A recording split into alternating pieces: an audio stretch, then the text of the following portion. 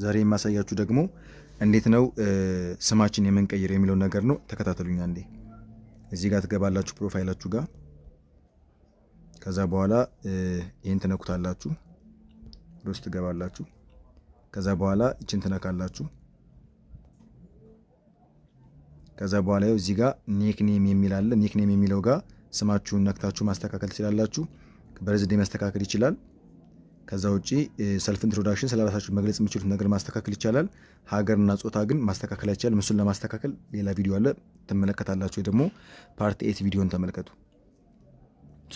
እዚህ ጋር አሁን የመጀመሪያ ስሜ ኒክኔም የሚለውን ብነካ ወደ ውስጥ ያስገባኛል። ያው እዚህ ጋር እኔ አሁን 10,000 ኮይን ይጠይቀኛል። ለምን በአንድ ወር ውስጥ ጀማሪ ስትሆኑ 2 ጊዜ ማስተካከል ትችላላችሁ። ከዛ ውጭ ግን በወር አንዴ ይፈቀድላችኋል።